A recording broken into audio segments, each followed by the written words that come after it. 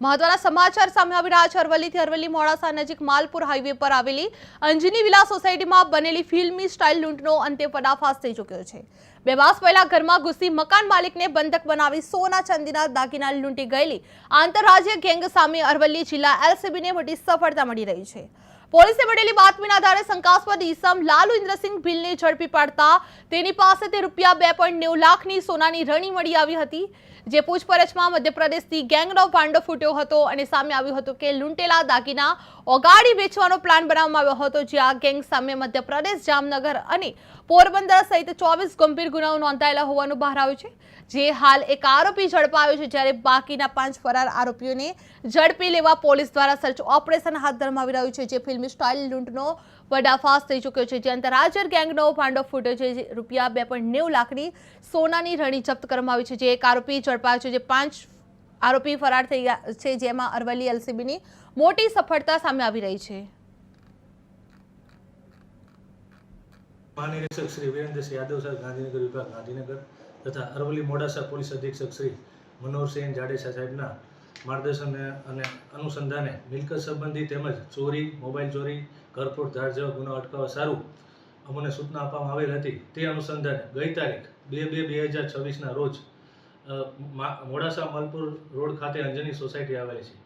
તે સોસાયટીમાં અન્ય અજાણ્યા 5 થી 6 ઈસમોએ 2 મકાનોના તાળા તોડેલા, ત્યાંથી ચોરી કરી તેઓ ઘર જે ત્રીજા મકાનમાં જ્યારે ચોરી કરવા માટે ગયા ત્યાં ઓલરેડી ફરિયાદી તથા તેમના બાળકો સાથે સૂતા હતા।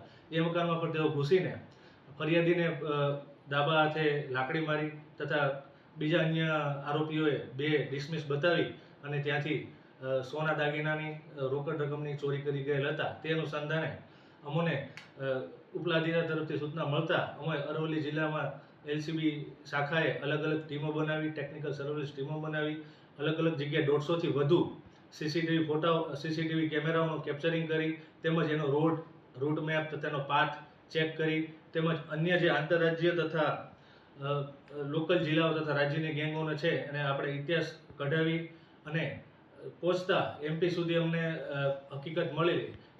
તે અનુસંધાને અમે અમારા 2 લોકલ એલસીબીના કોન્સ્ટેબલોને ત્યાં આગળ મોકલેલા અને ત્યાં પોતાનું સર્ચિંગ કરતા ભૌગોલિક પરિસ્થિતિ વાકેફ થયેલા। ત્યારે અમને ચોક્કસ માહિતી મળી કે સદર ચોરીનો કરનાર ઈસમ એમપી ગેંગનો માણસ છે, જે રાજકોટથી મોડાસા ખાતે આવનાર હોય। એ ચોક્કસ હકીકત બાતમી આધારે તેઓ મોડાસા ખાતે આવતા અલગ અલગ ટીમોને ડિવાઈડ કરી તેમનો ટાસ્ક ફોર્સ સોંપી મોડાસા ખાતે તેમને બજારમાંથી ઝડપી લેવામાં આવેલ હતો। તેમની અંગઝડતી કરતા તેની પાસેથી સોના અઢી તોલા સોનાની રેણ તથા ચાંદીની 15 તોલાની રેણ તથા અન્ય રોકડા રૂપિયા તથા મોબાઈલ મળી આવે અને એને કબૂલાત કરેલી કે આજથી 2 માસ પહેલા મેં આ જગ્યાએ ચોરી કરેલ હતી। જેવી મારી પાસે ચોક્કસ માહિતી હતી। એની સાથે 5 થી 6 ઈસમો બીજા પણ હતા, જે